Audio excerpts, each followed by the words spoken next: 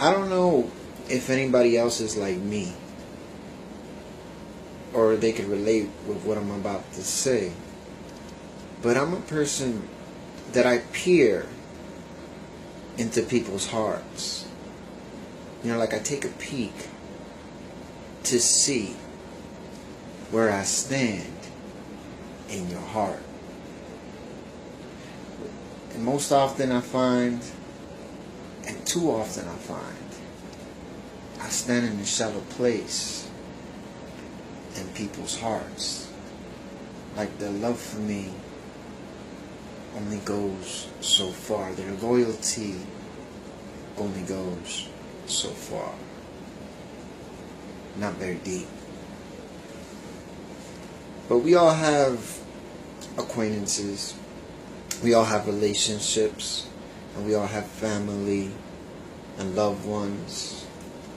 But sometimes it takes a tight situation to really shed light on where you stand in somebody's heart, or where they stand in your heart. You know what I'm saying? And when you see the reality of the situation, like the reality of the relationship, and where you stand in someone's heart, you know, it could be very disappointing. It could be like very disheartening to see the truth. And sometimes I'm like, man, where's the unconditional love? You know, what have I done to deserve this? This type of love, this type of loyalty that I'm receiving, you know? And you could read into, you could see the symptoms in people that kind of clue you into how they feel about you, if that love is ripe, if it's perfected in them towards you. You know, like if they quick to snap on you, they quick to argue with you and go against you, you know that love is not perfect, because love is trust and love is patience. You know what I'm saying? But I know that God, He's the same way I am, because He puts our hearts on the scales. You know, He weighs our hearts on the balances and finds them wanting most of the time. And I know He's the same way. And I know He wonders why He gets this type of love from us. Why? What has He done to us to deserve this type of faith, this type of commitment, this type of treatment that He gets from us?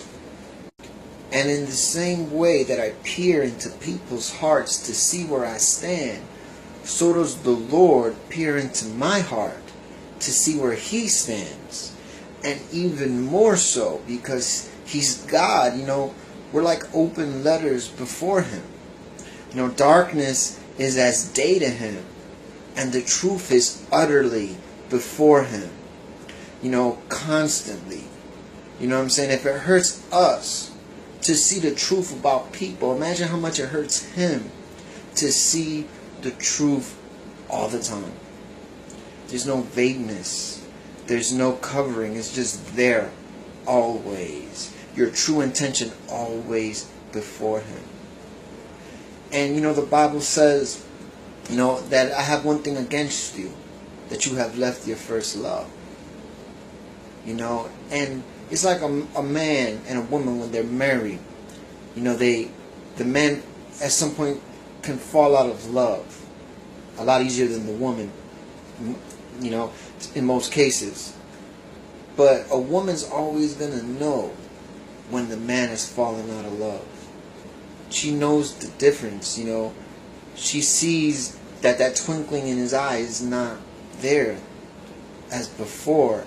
You know, the man can try to compensate for it with wine and dine or flowers or chocolates, you know, or expensive outings, you know, vacations. You could do all that. You could do all that sacrifice to God. You know, you can come to church, you could pray, you could do all these things to try to compensate that void, to pacify God of that void, because He knows you've come out of your first love. In the same way that a wife knows when the man doesn't love her. the way he loved her back then. She's never gonna let go of that twinkle in his eye. She knows it's in him, and she's not gonna be satisfied with nothing else. But that twinkling in his eye that made her feel so special. God's the same way. And I was going through something where I was peering into somebody's heart, just seeing by their actions. I was reading into their hearts, and I just didn't find that I was in the place I felt I deserved. The person wasn't giving me the place I felt I deserved in their hearts. And I was struggling with it because it was a person very close to me. And I was sad by this. And it had been over a course of time where just one day I realized how much it was hurting me. And I came before God with it. And I was like, God, help me with this because I don't know how to deal with this. I can't no more. I can't no more. Like, what have I done to deserve this? When this person has never valued anything that I've ever done for them. You know what I mean? And I was telling God, look, God, just get me out of the situation I'm in with this person. Or, change that person. Work on that person. Do something because I can't no more. And then, like, days passed. I think it was probably not even days passed, but I saw there was a change, but not in them, but in me. And I was being nicer to this person. And I was being more attentive to this person. And I was listening more to this person, even though the person probably didn't want to listen that much to me. And I was thought about it, and I was like, wait a minute. God, did you change me? But really in my heart, God, I wanted you to change them. But you changed me. I didn't want you to change me.